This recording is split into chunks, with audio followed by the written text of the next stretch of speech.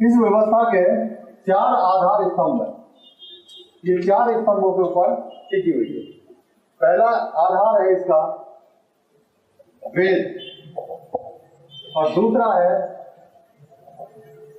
वर्ण, और तीसरा है कर्मयोग सिद्धांत, और चौथा है ज्योतिष। यानी 4 पिलर्स के ऊपर ये व्यवस्था टिकी हुई है। तो जब तक इन पिलर्स को हम समझेंगे नहीं, तब तक इस व्यवस्था के खिलाफ आप समझ नहीं पाओगे। जब समझ नहीं पाओगे तो संगत नहीं कर पाओगे। तो पहला जो ये वेद है, ये इस व्यवस्था का संविधान है। ये ऐसे ही नहीं चल रही ये व्यवस्था। इस व्यवस्था का जो संविधान है वो वेद है। और ये जो वर्ण व्यवस्था है, ये विधायी कार्यपालिका का काम करती है। ये विधायिका का काम करती है, तो ये कार्यपालिका का काम करती है। यानी समाज का जो मैनेजमेंट चलता है वो वर्ण और जाति में किस तरीके से वो चल रहा है, वो ये कार्यपालिका की तरह ये वर्ण व्यवस्था, जाति व्यवस्था काम करती है। और तीसरी चीज है कर्मयोग सिद्धांत। अगर इस व्यवस्था से आदमी असंतुष्ट है तो वो कहाँ जाएगा? अगर कोई आदमी असंतुष्ट है तो वो कहाँ जाएगा न्याय मांगने के लिए? न्यायपालिका में जाएगा। तो ये चौथा जो ये सिद्धांत है इसका, ये जो पिलर है, तीसरा पिलर, ये है कर्मयोग सिद्धांत। ये न्यायपालिका का काम करता है, आपको संतुष्ट कर देगा अगर आप दुखी हैं। और जो चौथा जो पिलर है ये ज्योतिष। हर आदमी ब्राह्मण के साथ जुड़ा रहे, ब्राह्मणवाद के थ्रू, उसका काम करता है ज्योतिष। तो ज्योतिष क्या करता है? भविष्य बताता है, और भविष्य को हर कोई जानना चाहता है। जब जानना चाहेगा तो ये मीडिया का काम करता है, ये विधायिका का काम करता है, ये कार्यपालिका का काम करता है, ये न्यायपालिका का काम करता है, और ये मीडिया का काम करता है। तो हम एक एक चीज को हम समझ लेते हैं। तो पहला चीज है वेद।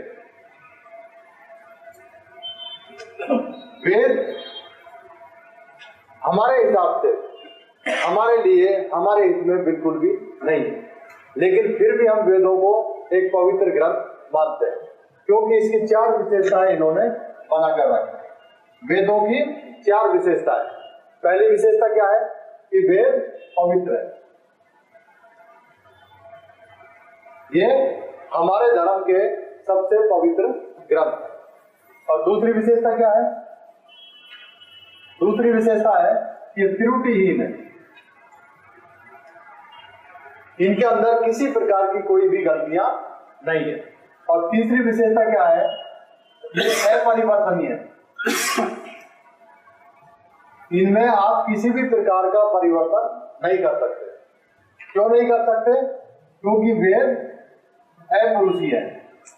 चौथी विशेषता क्या है? अपुरुषीय है। इनको इंसानों ने नहीं लिखा, इनको भगवान ने लिखा। अगर आप इनके अंदर कोई कमी ढूंढोगे तो फिर हमने तो लिखे नहीं, ये तो भगवान ने लिखे। तो अगर इनके अंदर कुछ कमी भी है, यानी वर्ण व्यवस्था है, ऊंच नीच की व्यवस्था, ये तो मानवतावादी व्यवस्था नहीं है।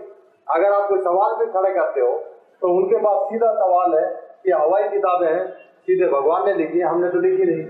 आप भगवान को आप मानते हो तो फिर इनको भी मानो, और अगर कुछ सवाल ही करना है तो फिर भगवान से करो। अब आदमी सोचता है भगवान से सवाल करने के लिए तो ऊपर जाना पड़ेगा, इससे अच्छा है कि हम मान ही लेते। तो हर आदमी वेदों को मान ही लेता है, जबकि ये गुलामी के ग्रंथ है।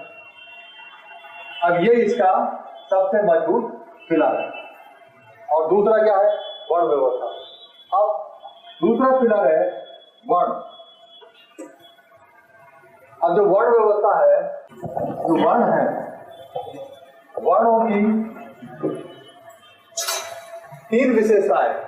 आखिर ये जो वर्ण व्यवस्था है, ये हमारा इतना नुकसान करती है, हमें अधिकारों से वंचित करती है, फिर भी हम वर्णों को, वर्ण व्यवस्था को क्यों मानते हैं?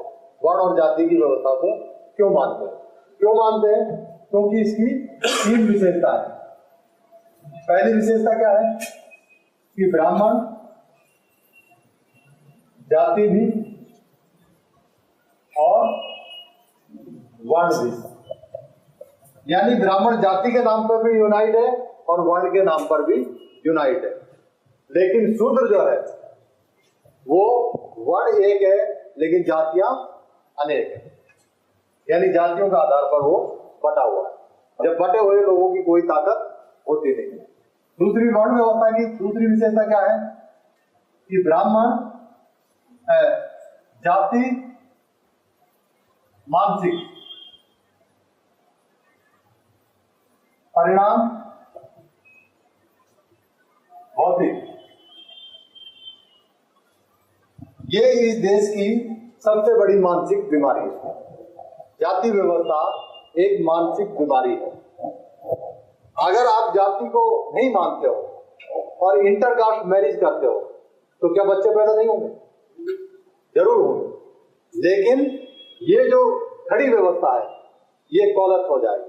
इस व्यवस्था पे जिसकी जो मोनोपोली है वो टूट जाएगी। इसलिए जाति व्यवस्था को बनाए रखना इस व्यवस्था के लिए अति आवश्यक है और हमारे लिए इसको खत्म करना अति आवश्यक है।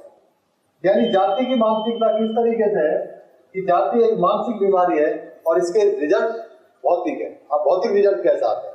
जैसे आज इस देश के अंदर डेमोक्रेसी है। डेमोक्रेसी में यदि मेंबर ऑफ पार्लियामेंट के इलेक्शन होते हैं और उस इलेक्शन में ब्राह्मण और एक यादव खड़ा हो जाता है तो ब्राह्मण को सारे समाज के लोग वोट देंगे और यादव को कौन देगा? सिर्फ यादव देगा। है ऐसा होता है। जब वो जीत के जाएगा तो क्या करेगा? वो वोट देने वालों के लिए नीतियां बनाएगा। अगर नीतियां बनाता होता तो फिर ये झोपड़े में कीड़े मकोड़े जैसे क्यों जीते? जो बैकवर्ड लोग हैं आज भी कीड़े मकोड़े जैसी जिंदगी क्यों जी रहे हैं? वो लोग 5 स्टार होटलों में ऐसा आराम क्यों कर रहे हैं? क्योंकि जीत करके हमारे भौतिक जीवन को ये प्रभावित कर देते हैं। अब मान लीजिए एक ब्राह्मण और एक चमार खड़ा हो गया तो फिर इसका परिणाम क्या होगा? ब्राह्मण को सारे लोग वोट देंगे और चमार को चमार भी नहीं देंगे। वो बोलेंगे इसके बाप दादा ने कोई राजनीति की है।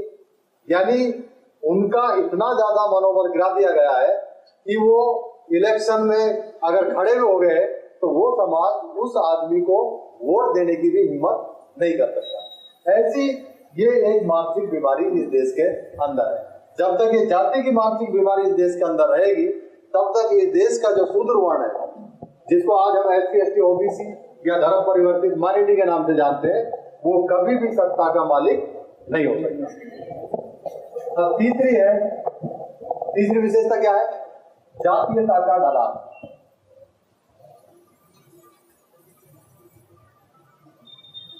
जातीयता का ढलान ये व्यवस्था कैसे बनी हुई है? ये ऐसे बनी हुई है। सबसे ऊपर आपको पता चल ही गया होगा। अब मान लीजिए सबसे नीचे ये रह गया। अब ये जो जाति है इसको ये जाति अपने नजदीक नहीं लाती। क्यों नहीं लाती? क्योंकि इस जाति का डर सताता है। अगर मैं मेरे से नीची जाति को अपने बगल में बिठाऊंगा तो ये जाति मुझे नीच समझेगी या मेरा सम्मान कम कर देगी।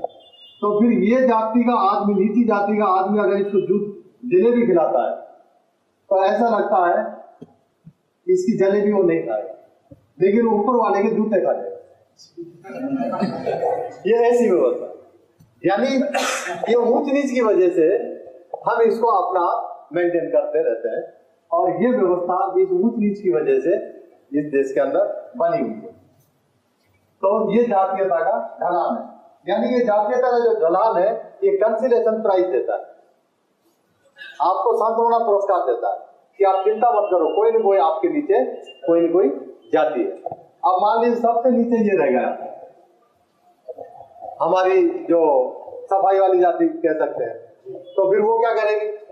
अब सबसे नीचे वो रह गए तो फिर वो क्या सोचेगी? ऊपर का रास्ता तो बंद है, तो अब मैं क्या करूं? तो वो क्या करेगा? अपने नीचे एक और जाति उपजाति बना देगा। कैसे बनाएगा?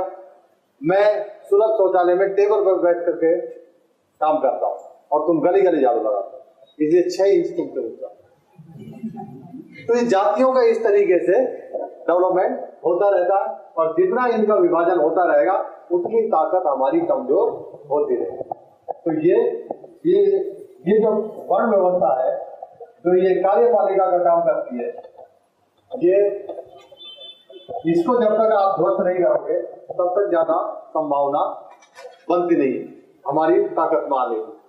अब हम तीसरे पिलर की बात करते हैं, कर्मयोग सिद्धांत। अब कर्मयोग सिद्धांत क्या है? अगर आप असंतुष्ट हैं तो फिर क्या करोगे? आप सवाल करोगे कि भाई मैं गरीब क्यों, मैं अभावों की जिंदगी क्यों जी रहा हूं? तो फिर इनके पास में एक ही जवाब है, आप गरीब या अभावों की जिंदगी इसलिए जी रहे हो कि आपने पिछले जन्म में बुरे कर्म किए। तो फिर आप क्या करें? इस जन्म में अच्छे कर्म करो। इससे क्या होगा? अगले जन्म में आप अच्छे वर्ण में पैदा हो जाओगे। यानी पिछले जन्म का डर दिखाकर इस जन्म का, अगले जन्म का लालच देकर इस जन्म की सारी सुख सुविधाओं को ये छीन लेते हैं और अगला जन्म किसी ने देखा नहीं। अगर कोई बुद्धिजीवी आदमी है वो सवाल खड़ा कर दे कि भाई ये तो सारे के सारे जो ऊपर बैठे हुए लोग हैं, तथाकथित सवर्ण लोग हैं, ये जो ब्राह्मण लोग हैं, ये तो आसाराम बापू जैसा काम करते हैं। तो फिर वो क्या बोलेंगे? आप उनकी चिंता मत करो, ये साला अगले जन्म में चमार भंगी में पैदा हो और हम संतुष्ट। तो ये हमको न्याय मिल जाता है और हम इस जन्म में अच्छे अच्छे कर्म करते रहते हैं। यानी उनके पैरों में पड़े रहते हैं, उनको दान दक्षिणा देते रहते हैं और धर्म को सिर पर देकर चलते रहते हैं। कर्मयोग सिद्धांत। अब हम चौथे पिलर के ऊपर आ जाते हैं, ज्योतिष। हर आदमी ये मीडिया का काम करता है, यानी मीडिएटर का काम करता है। उनके साथ आप हमेशा जुड़े रहने चाहिए, इसलिए उन्होंने एक फंडा अपनाया कि भविष्य के ऊपर कब्जा कर लो। यानी भविष्य बताने का जो ठेका है वो उन्होंने अपने पास रख लिया। हर आदमी भविष्य के बारे में जानना चाहता है। जब जानना चाहता है तो वो क्या करेगा? जाएगा, भाई मेरा कल कैसा होगा। जब कल कैसा होगा तो इनके पास में दो बातें हैं बताने के लिए। वैसा होगा जैसा भगवान चाहे, और समय से पहले और भाग्य से ज्यादा आपको मिलने वाला नहीं है। अब यहाँ दो बातें पैदा हो जाती है, यानी जो भी दुनिया में कुछ करता है वो भगवान करता है, यानी आप भगवान के ऊपर भरोसा करो। तो एक बात ये होगी, बिलीव इन गॉड और बिलीव इन योरसेल्फ। जो गॉड में भरोसा करेगा 50% कैलिबर उसका खत्म हो गया। यानी आधा, हर आदमी अगर IAS की तैयारी करेगा तो कम से कम 50% ही वो तैयारी करेगा, ये सोच करके कि मैं इतना भगवान को मानता हूं, थोड़ी बहुत सहायता तो मेरी भगवान भी करेगा। और अगर उसने भाग्य में भरोसा कर लिया, तो फिर वो और उसको आधा कर लो, यानी 25% कैलिबर को ही वो अपना यूज करेगा। यानी जो भगवान और भाग्य में भरोसा करता है वो 25% से ज्यादा अपने कैलिबर को यूज नहीं करता। और अगर वो बिलीव इन योरसेल्फ, अगर वो अपने आप के ऊपर भरोसा करता है तो 100% वो आगे किसी चीज को हासिल करने के लिए संघर्ष करेगा।